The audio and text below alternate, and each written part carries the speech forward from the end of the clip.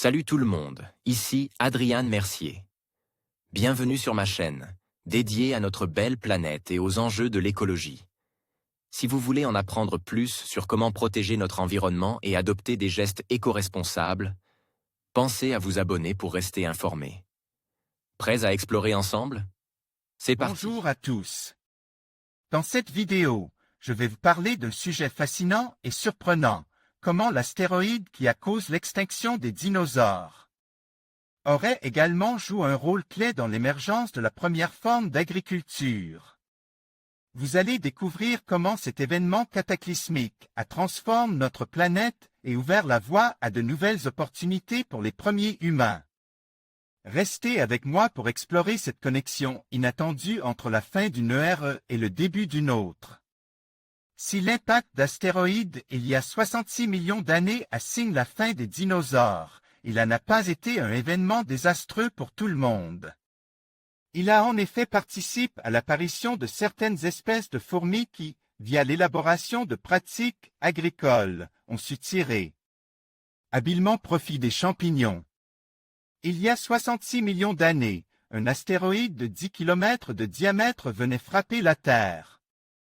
L'énorme quantité de poussière projetée dans l'atmosphère entraîna une baisse de la luminosité, qui mit à mal l'ensemble des écosystèmes terrestres, et notamment le monde végétal.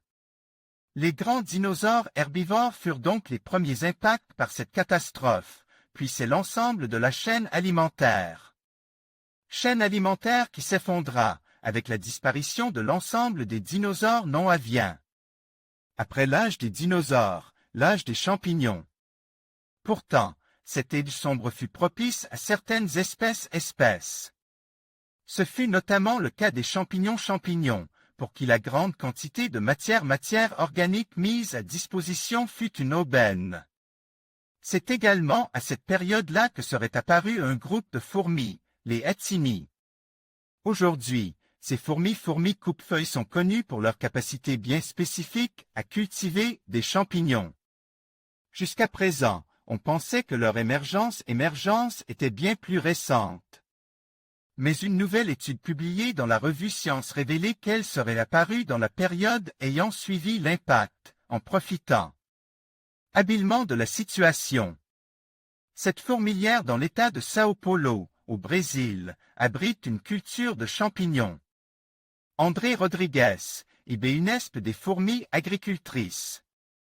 Habituellement, les fourmis ne se nourrissent en effet pas spécifiquement de champignons, mais la pression environnementale imposée par l'impact des astéroïdes aurait poussé les deux espèces à vivre ensemble dans une forme de mutualisme.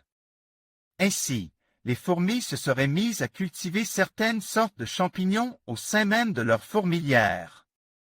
Ces micro-organismes produisent en effet des sucres, ressources que les fourmis n'auraient pas trouvées ailleurs. En retour, les champignons auraient profité de la matière organique apportée par ces insectes pour se développer.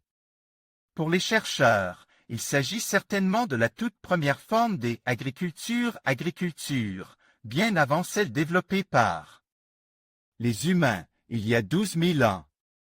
En conclusion, l'impact de l'astéroïde qui a mis fin à l'ère des dinosaures a non seulement bouleversé la vie sur Terre, mais a également ouvert la voie à l'émergence de la première forme d'agriculture. Ce cataclysme a créé de nouvelles opportunités pour les plantes et les animaux, permettant aux premiers humains de s'établir et de cultiver la terre. Ainsi, cet événement tragique a paradoxalement été un catalyseur pour le développement de notre civilisation. Réfléchissons à la manière dont les bouleversements de la nature peuvent parfois engendrer des changements positifs et durables dans l'histoire de l'humanité. Merci de nous avoir suivis dans cette exploration fascinante.